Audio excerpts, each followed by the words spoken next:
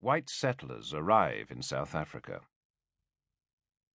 The conflict between black Africans and white people in South Africa finds its origin in the 17th century. White men from the Netherlands established a permanent harbour at the Cape of Good Hope to replenish food and water and conduct repairs for the trading fleet of the Dutch East India Company, VOC. Jan van Riebeeck arrived in the Cape in 1652 with a party of 80 men with instructions from the company to build a fort and develop a vegetable garden to provision the ships on their voyages to and from the East. The history of South Africa from 1652 onwards was written by the white historians. The history from the perspective of the black people was handed down orally. As is the way with history, each party paints a picture favourable to themselves, and each naturally accepts their version as the truth. The first tribe encountered by the Dutch settlers were the cattle herders called the Khoikhoi. The initial contact with the Khoikhoi was based on barter. However, the groups had differing philosophies of ownership, especially when it came to livestock. This led to animosity and accusations of theft from the side of the white farmers, whereas the Khoikhoi subscribed to the concept that cattle did not belong to anyone. The Slave Period. After serving their 5-year contracts with the VOC, 9 men were released from their contractual obligations and given their own land to farm.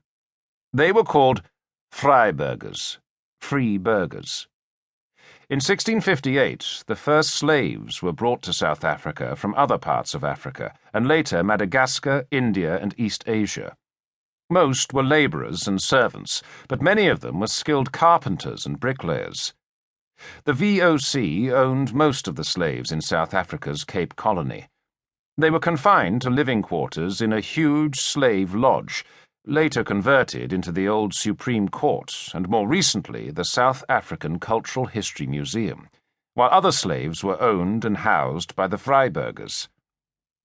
4 years later, when Van Riebeeck returned to Holland in 1662, there were about 250 settlers in what was clearly now a permanent colony.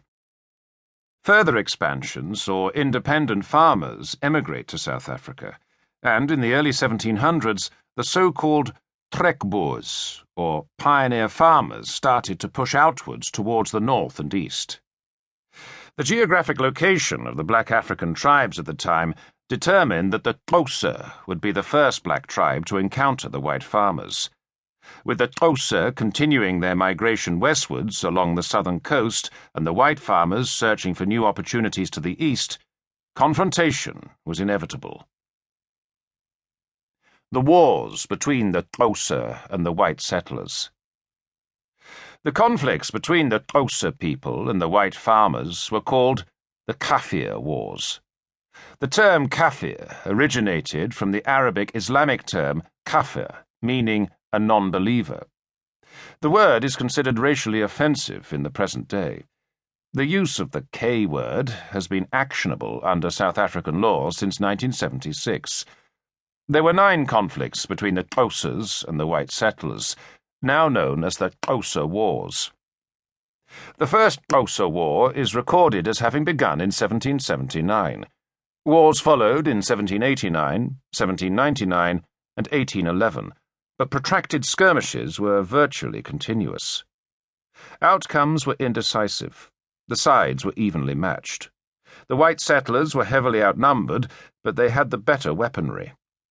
Meanwhile, in Europe, the newly established Republic of France conquered the Netherlands in 1795. The Netherlands was renamed the Batavian Republic, and Prince William of Orange fled to England. Once there, the prince asked England to prevent France taking possession of the Dutch colonies. At the behest of Prince William, Britain occupied the Cape Colony in 1795. Later occupying it permanently from 1806 and ruling it as a crown colony. The British were in a better position to bring force to bear in South Africa.